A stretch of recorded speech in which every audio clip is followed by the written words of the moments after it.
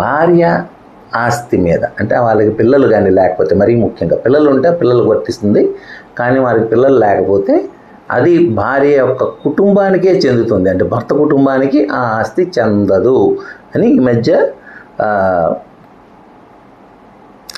ఎలాంటి హక్కు సంభవించదని హైకోర్టు స్పష్టం చేసింది.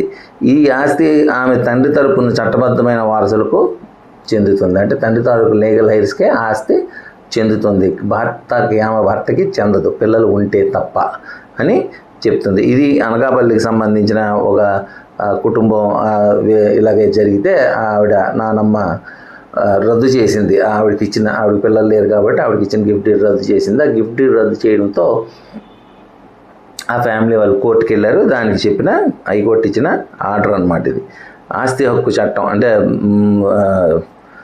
సవాల్ చేశారు. దానికి హిందూ వారసత్వ చట్టం సెక్షన్ 15(2)(a)కి జేసీ గారు ఉత్తర్వులు ఇచ్చారు. వాటిని రద్దు చేసి కొత్త పేరు, ఎవరి పేరునైతే ఇప్పుడు నానమ్మ చేసిందో వారికే ఆస్తి చెందేటట్టుగా చూడాల్సిందే అంటూ హైకోర్టు ఉత్తర్వులు ఇచ్చింది. కాబట్టి ఇది జాగ్రత్తగా గుర్తించండి. ఆమెకి పెళ్ళి అవ్వకపోతే ఎలాగో అది ఆ తల్లిదండ్రులకి, ఆ ఫ్యామిలీ మెంబర్స్కి చెందుతుంది. కానీ పెళ్ళయ్యి ఆమెకు పిల్లలు లేకపోతే, ఇది చాలామందికి తెలియదు, ఈ మధ్య ఇప్పుడు లేటెస్ట్ ఇది హైకోర్టు ఆర్డర్ కాబట్టి నిన్ననే వచ్చింది కాబట్టి ఇక ముందు దీన్ని అర్థం చేసుకోండి, ఉపయోగించుకోండి.